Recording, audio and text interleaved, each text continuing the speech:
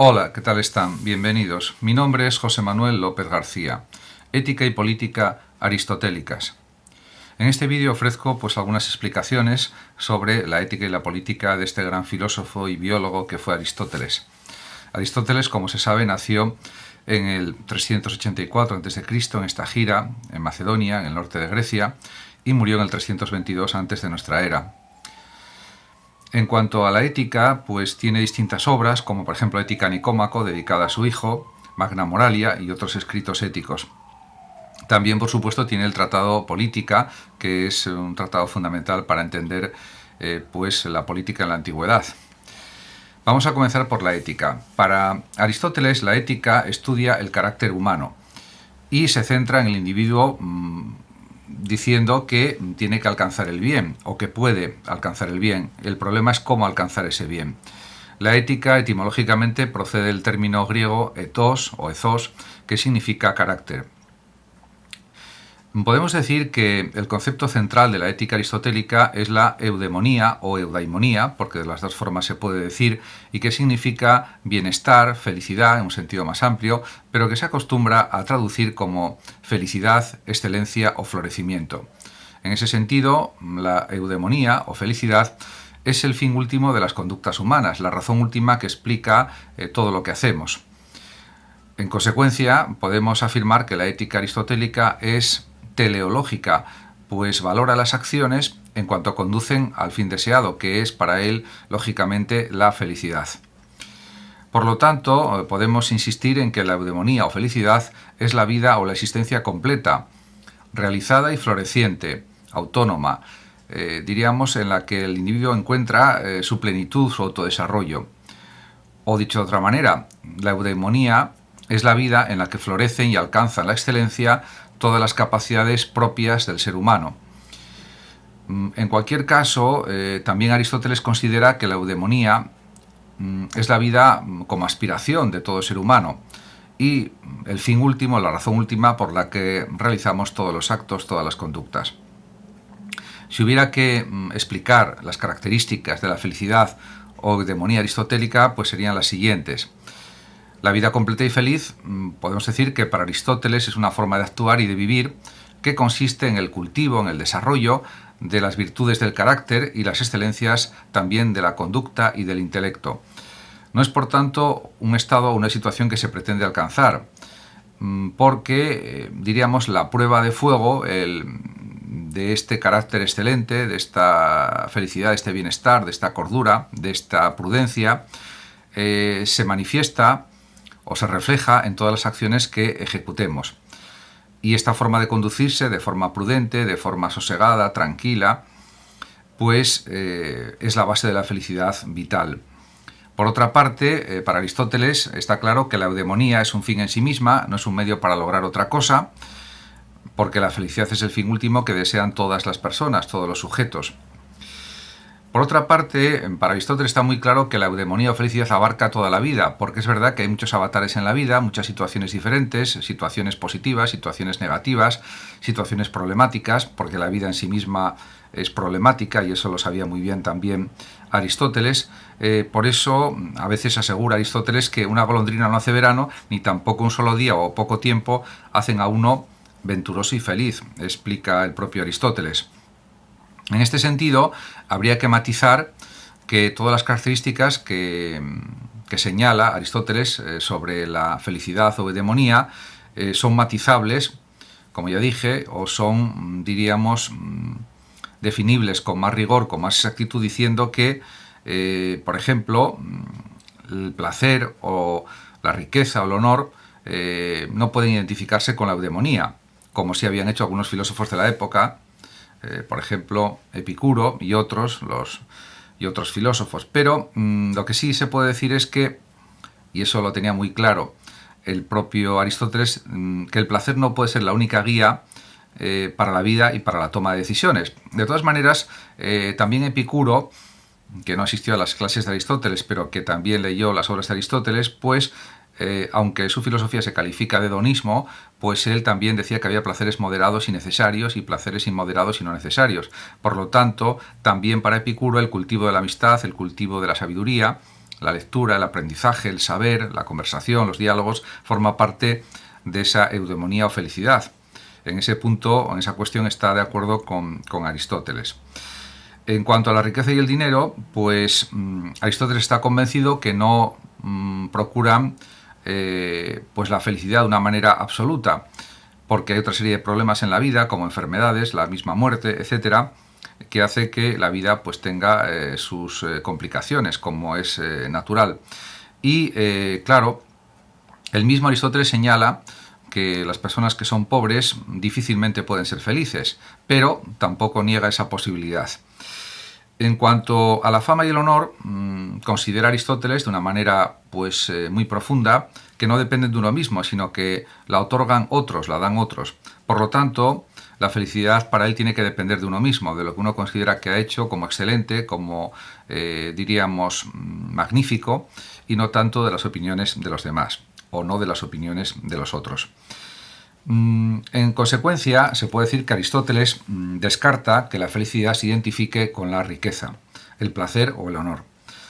Sin embargo, también está de acuerdo en que tener pues suficiente dinero para vivir es algo positivo, porque, como ya señalé anteriormente, una persona que viva en la pobreza, que no tenga recursos o que no goce de unos de los máximos placeres de la vida, como el de la amistad, por ejemplo, el saber, etcétera, difícilmente logrará alcanzar la felicidad. Pero eso no quiere decir que no la pueda alcanzar, claro. En este sentido, pues la ética aristotélica, la ética de Aristóteles, es una ética que podemos decir basada en la práctica y no tanto en la teoría.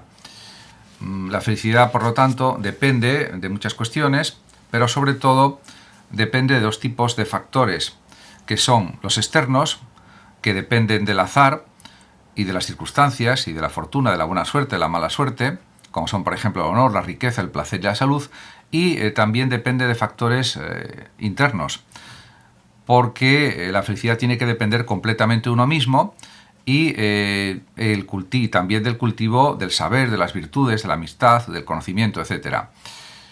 Entonces, la vida feliz es una combinación de estas cuestiones, del conocimiento, del saber, de la experiencia, de la prudencia y del término medio en las conductas también. En relación con las virtudes éticas, pues Aristóteles distingue en el ser humano dos elementos, uno irracional y otro racional. Podemos decir que hay virtudes éticas, según Aristóteles, que corresponden a la parte irracional y apetitiva del alma, y otras virtudes que podemos denominar dianoéticas, que corresponden a la parte racional del alma. Hay un texto significativo en la Ética Nicomaquea o Ética Nicómaco, donde habla de la función de la experiencia y en relación con los jóvenes, y dice lo siguiente, en ese fragmento de la Ética Nicómaco, Aristóteles, o escribe lo siguiente: los jóvenes pueden ser geómetras y matemáticos y sabios en cosas de este tipo y en cambio parece que no pueden ser prudentes. La causa de ello es que la prudencia tiene por objeto también lo particular, con lo que uno llega a familiarizarse por la experiencia, y el joven no tiene experiencia porque hace falta tiempo para adquirirla. En efecto, Aristóteles se muestra muy agudo respecto a la situación de los jóvenes que tienen poca experiencia y efectivamente la experiencia se alcanza con el paso de los meses, de los años sobre todo, y de las décadas también de vida.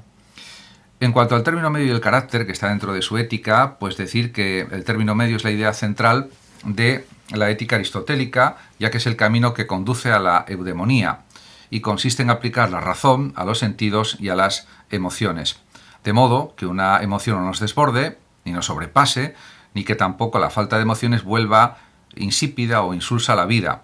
La virtud se alcanza, según él, cuando se encuentra ese término medio. Entonces, claro, este término medio no significa una media geométrica, una media aritmética, sino que supone saber reaccionar de forma proporcionada y apropiada a cada circunstancia y adecuarse a cada situación siguiendo las reglas de la prudencia, del sentido común. Y esto, según Aristóteles, solo puede aprenderse de verdad imitando a aquellas personas que han sido o que son prudentes. Entonces, claro, esto no significa que tener en la conducta un término medio significa ser una persona pusilánime, débil, etc. Porque él mismo señala que a veces una persona debe reaccionar enérgicamente cuando se presencia una agresión a una persona indefensa, por ejemplo. Entonces, claramente, para Aristóteles el término medio no es el mismo para todos, sino que depende en gran medida de las circunstancias. Por lo tanto, las circunstancias personales son definitorias de lo que puede ser el término medio. También insiste Aristóteles en su Ética que al escoger siempre las opciones racionales se adquiere el hábito o la costumbre de someter el carácter a las directrices de la razón, y gracias a las capacidades racionales humanas somos capaces de controlar las acciones y comportarnos conforme a la razón. Su ética es una ética racional, pero basada en la práctica, en el hábito, en la costumbre. Por lo tanto, para Aristóteles, la eudemonía consiste en el hábito de escoger siempre el término medio. Y también insiste Aristóteles en que el hábito, la costumbre de comportarnos bien o de obrar virtuosamente, que viene a ser lo mismo, hace que al individuo le suponga cada vez menos esfuerzo comportarse de forma virtuosa o buena.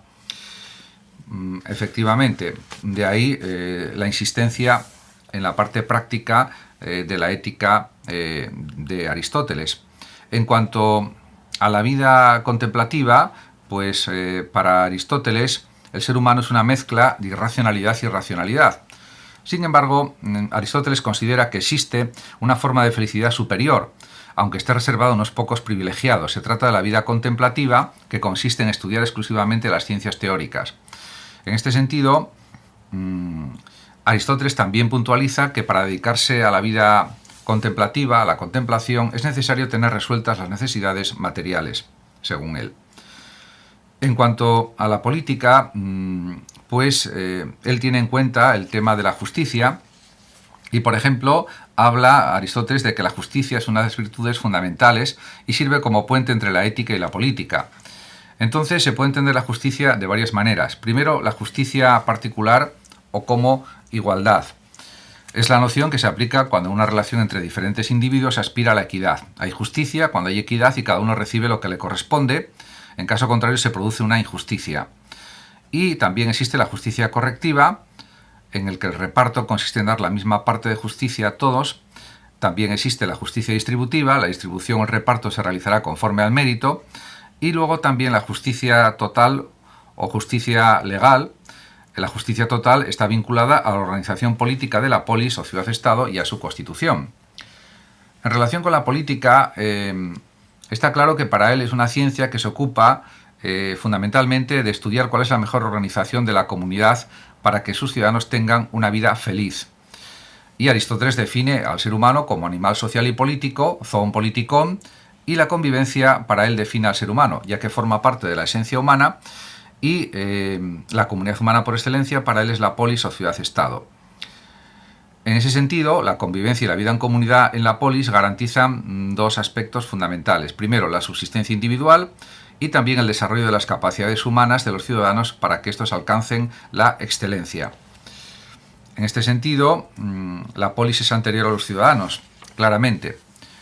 En cuanto a la política y el término medio, Aristóteles no se decanta por una forma de gobierno ni por una constitución concreta, tal como hizo Platón, aunque mostró sus preferencias por una clase media que liderara la polis, lo que se denomina mesocracia, y por las decisiones tomadas por la mayoría. En este sentido, Aristóteles considera que las decisiones que se toman por mayoría son mejores que las tomadas por una única persona. Así lo manifiesta en su obra política, al escribir lo siguiente: en efecto, los más, cada uno de los cuales es un hombre incualificado, pueden ser sin embargo reunidos mejores que aquellos, no individualmente sino en conjunto, lo mismo que los banquetes para los que contribuyen muchos son superiores a los costeados por uno solo. Muchas gracias a todos por su atención, saludos como siempre a los oyentes de Radio Sofando de México y por último decir que el que lo desee puede compartir este vídeo en sus redes sociales, darle like o suscribirse a mi canal de YouTube. Hasta siempre.